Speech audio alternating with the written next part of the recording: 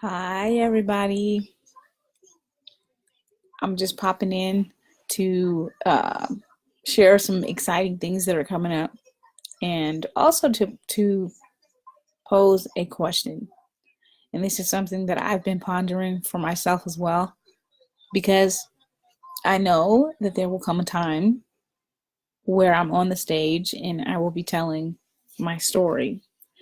And so, real quick though, oh my gosh, I'm so sad because my ring, it like lost a stone out of it. Oh, boo hoo. I'm so sad. That ring has been through so much. Right now, I'm having to get some work done on my ring. So, no, I did not get divorced, but my ring lost a stone out of it. So now um, I'm going to be getting that fixed. But it has to do with all the work that we've been doing. We're doing a lot of woodwork and stuff like that. So for those of you that are wondering, if you see my hand, I'm not divorced. I just am getting work done on the ring. Ew, I sound like I'm getting a cold. Let me see.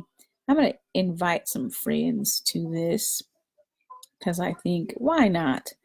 This will be very quick. Because I have another meeting that I had to go to.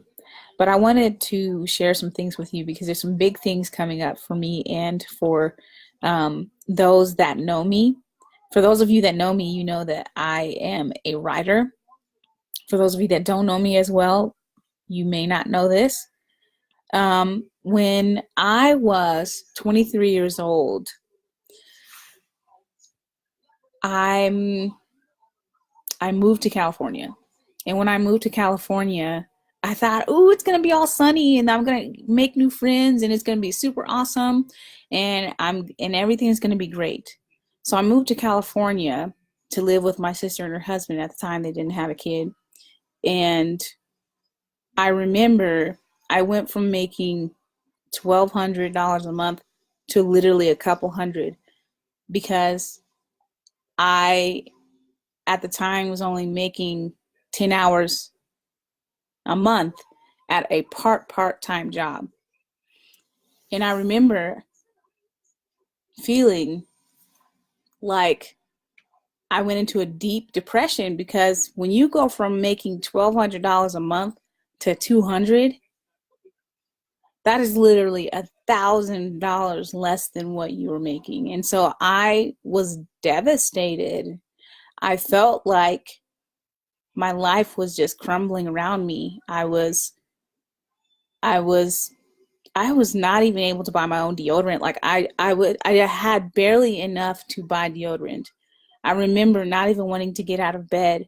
I remember feeling like, man, like why is everybody else around me succeeding and I'm just, in this horrible rut where I don't even have a college education. I'm not in college, and at the time I felt like a failure because my dad always said, education, education, education. You got to get that education. And I remember feeling like, wow, you know, I could be doing so much better than I should be doing so much better than this. I remember the sinking feeling of just having to talk to my sister and her husband about what I was going to do with my future and not being in college and why was I not enrolled in college? How come I didn't have a real job? You know, and I remember just being in my room. I'll never forget this. It was January 10th, 2010. Actually, no, it was January 1st, 2010. Wow, it's been 8 years. And I remember I'm sitting on the bed and I have my feet hanging off the bed because it's a twin size bed. It's not really meant for like an adult. And I got my feet hanging off of the bed and I had this old clunky Acer that I bought from my brother-in-law. And it was my first laptop computer. And I'm sitting on the bed in a dark room because, I was going through a depression. So I really, like, when you go through depression, you don't do simple things like open the curtains, let some light in. You don't You don't want to get up and go shower. You don't want to do anything. Like eating is even hard. And I remember I'm sitting on the bed and I have this Acer on my lap. My feet are hanging off the bed and my back is against the wall in this dark room. And the line that blinks, waiting for you to write something, was blinking. And I'm sitting there and I just decide quietly, I'm going to write a book. And I'll never forget it. I wrote the first line of the book. And immediately I felt this surge of like this electricity of purpose. I felt like, oh my gosh, I have a reason to live. I have a reason to be here. Someone needs to hear my story. And I remember typing and feeling all of these emotions well up, all of these memories of stories that I wrote before that I never really like told anyone, but I kind of wrote down and kept it to myself. And I remember feeling like this surge of like, whoa, I don't know what I just did, but whoa. And I remember my sister came and knocked on the door. She says, Eve, you in there? And I'm like, yeah, come on in. And she says, what are you doing? And I'm like, oh, I'm going to write a book. And the first thing she says is, you need to get a job. And I'm like, but I have a job. She's like, you need to get a real job. Now, I love my sister and I understand where she was coming from, because if somebody was living in my house and they didn't have a real job, I probably, I might say something similar like, nah, you need to go look for some real work, because, and I understand where she was coming from. But the reason I tell you that is because when you decide that you are going to tell your story, it does not matter who says what to you. It doesn't matter what your spouse says to you. It doesn't matter what your mom, dad, cousin, brother, sister, uncle, co-workers say to you. It is your story. It is your story. And when you write your story and when you open up about your story, it is your responsibility. It is your duty that when you have gone through something, that you tell people what you have gone through, because you can inspire others. And so I could have done several things after that comment. I could have continued being depressed and locked myself in the room and, not really do anything that was noteworthy. And I could have totally been like, oh, you know what? She's right. I just need to get a real job and put these childish things away. Okay. Or I could have decided I'm going to write my story in secret, which is basically what I did. And sorry, guys, I just got a call. So what I decided to do was I decided to continue writing my story. I decided to continue writing my story. And each day I got up, I continued to write. Each day I wrote a little bit more. And I kept telling myself, I told myself every day, I'm going to write 3 sentences. And for those of you that are into writing, you know that 3 sentences is a paragraph. A paragraph is only 3 sentences. I told myself I would write a paragraph a day. And so I continued to write, and I continued to pour out, and I continued to write. And before I knew it, I was 50 pages in. And the next thing I did was I changed my environment, because I really felt like there was this big push for me to go to school, get a real job, maybe a desk job or something like that, that paid more than $9 an hour. And as you know, if you are a writer, you have to have a day job.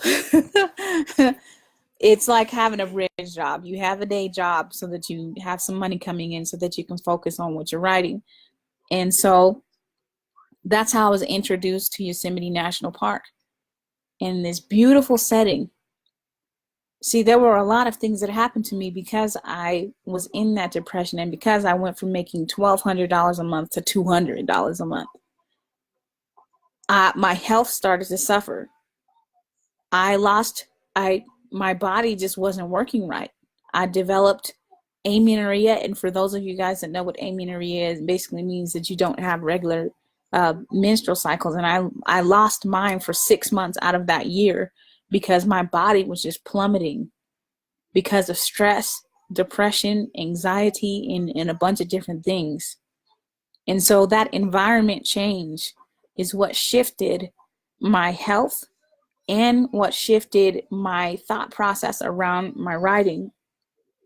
And so fast forward to 24, I published my first book.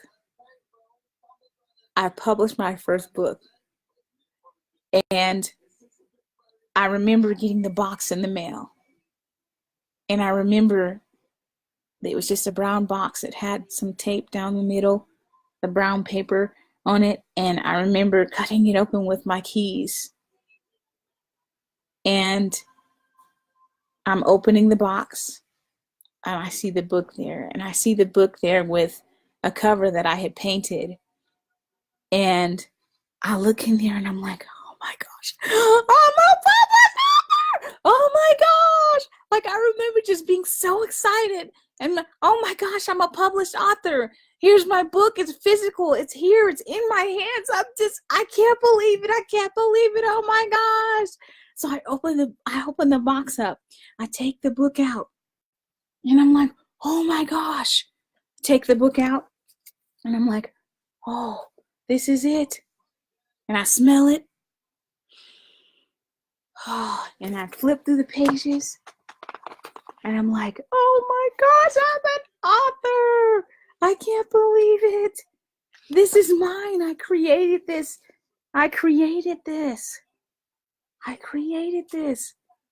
And I'm just so excited. I look at the cover and I look at the pages and I look at all the pictures that I've drawn. I illustrated it myself. And I go to read a random chapter. And as I'm looking, my heart sinks.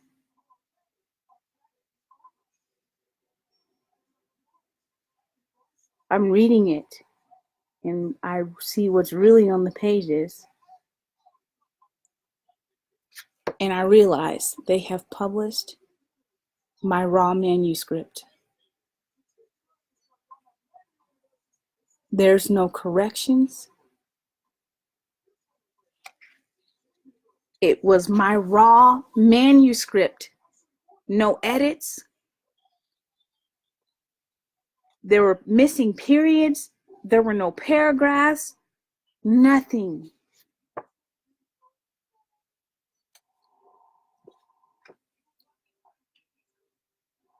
I remember being devastated. Like, what are my parents going to think? What are people going to think? I've published this book. What are they going to think about? They're going to think I'm stupid. They're going to think that I didn't know what I was doing, that my story's not worth reading, that I spent all this time. What do I have to show for it? I remember being devastated. And I had to get myself together. So I put the book down. My hands are shaking. And I'm just like, I feel like I'm being choked.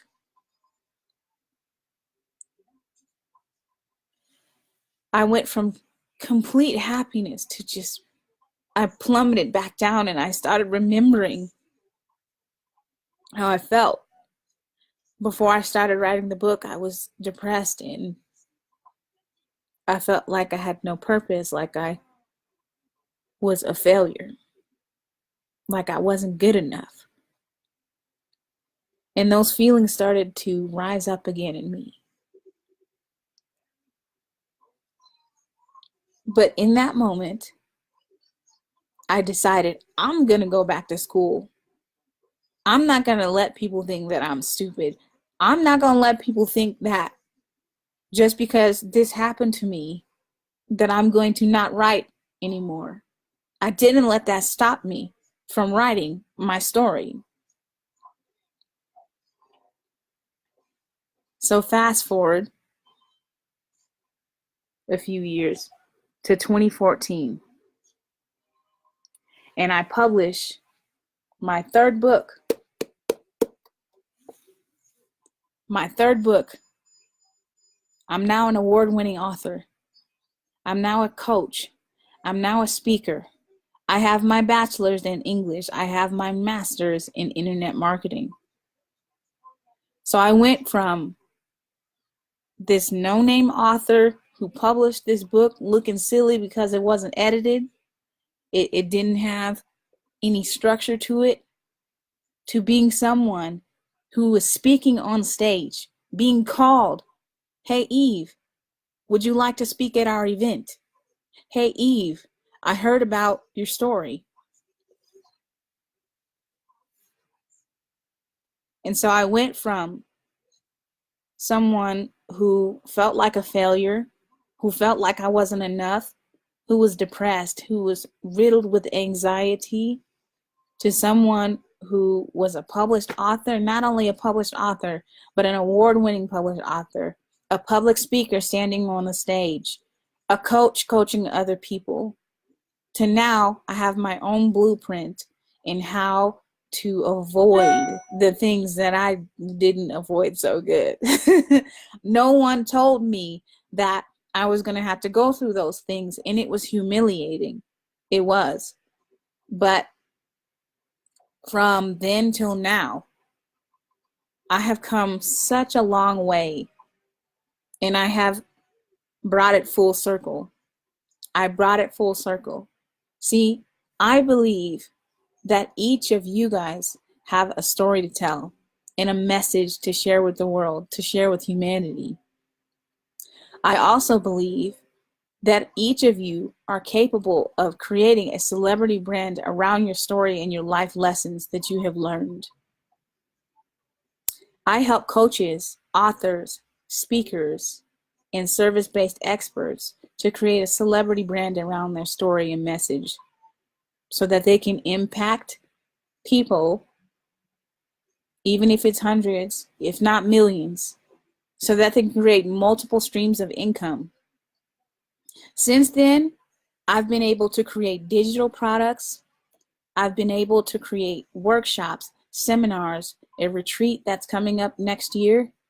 I've been able to speak from the stage about my passion to speakers, authors, service-based experts. I have been able to create a brand around my failures, quote unquote.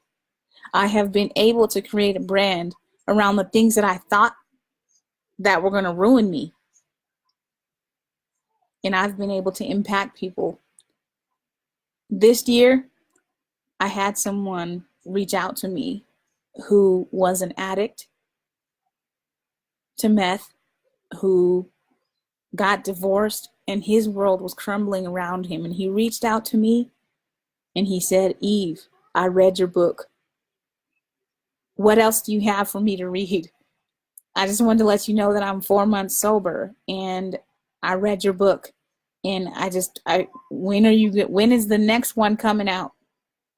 At that point, I realized that I was making an impact, that someone read my work and it gave them hope.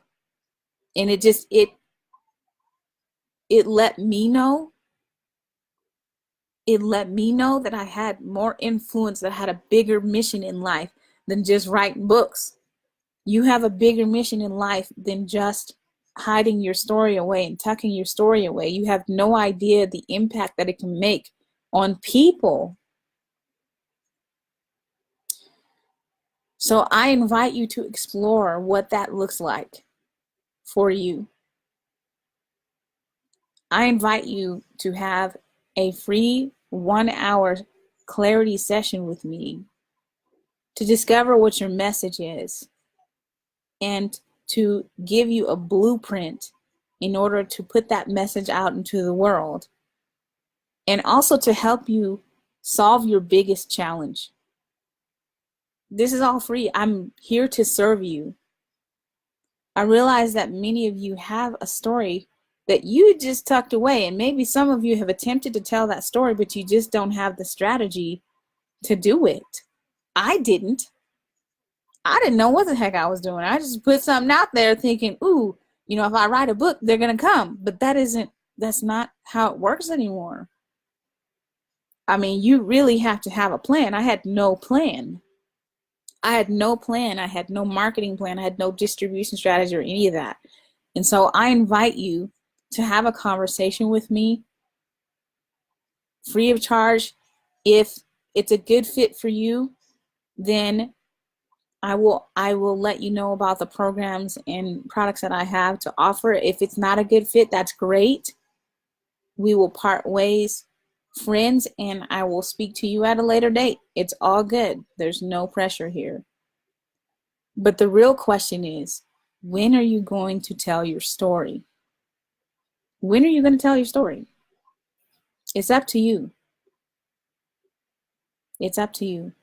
So I'm going to leave a link for you to reach out. I would love to have a conversation with you. Don't let your past failures stop you from making a difference in the world. That's it. That's all I have for you. I'm going to leave a link. I truly hope to hear from you so that we can get your message out into the world. Thank you guys for spending this time with me. I really appreciate you. If no one has told you they love you today, I do. And I have just much love from my soul to yours. Much love. You guys have a beautiful and brilliant and sunny day. Bye now.